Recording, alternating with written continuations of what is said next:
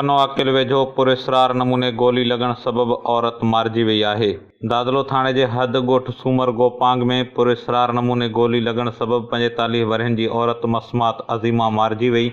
इतला ते हद जी पुलिस पहुची मक़तूल औरत जो लाश खणाए तहलके इस्पताल आंदो, जिते ज़रूरी कार्रवाई खां पोइ मड़ह वारसनि हवाले कयो वियो आहे। इन हवाले सां पुलिस जो चवणु आहे त मक़तूल औरत जे वारसनि जे बयान मूजिबि सुबुह सवेर फिजुर वक़्तु ओचितो फायर जो आवाज़ आयो ऐं पुरस्कार नमूने गोली लगण सबब औरत मारिजी वई आहे। वारसनि चोरी जे वारदात दौरान अणसुञातल चोरनि पारां फायरिंग करण जे नतीजे में औरत मारिजी वञण जो ख़दशो ज़ाहिर कयो आहे।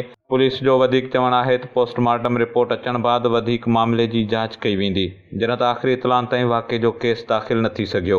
इंतहाई अफ़सोसनाक ख़बर आहे पनो अकिल खां, जिते दादलो थाणे जे हद ॻोठ सूमर गोपांग में पुरस्कार नमूने गोली लगण सबब 45 वरहनि जी औरत मसमात अज़ीमा मारिजी वई आहे। इतला ते हद जी पुलिस पहुची मक़तूल औरत जो लाश खणाए तहलके इस्पताल आंदो, जिते ज़रूरी कार्रवाई खां पोइ मड़ह वारसनि हवाले कयो वियो आहे। इन हवाले सां पुलिस जो चवणु आहे त मक़तूल औरत जे वारसनि जे बयान मूजिबि सुबुह सवेर फिजुर वक़्तु ओचितो फायर जो आवाज़ आयो ऐं पुरस्कार नमूने गोली लगण सबब औरत मारिजी वई। वारसनि चोरी जे वारदात दौरान अणसुञातल चोरनि पारां फायरिंग करण जे नतीजे में औरत मारिजी वञण जो ख़दशो ज़ाहिर कयो आहे। पुलिस जो वधीक चवणु आहे त पोस्टमार्टम रिपोर्ट अचण बाद वधीक मामले जी जांच कई वेंदी, जन त आख़िरी इतलान ताईं वाक़े जो केस दाख़िल न थी सघियो।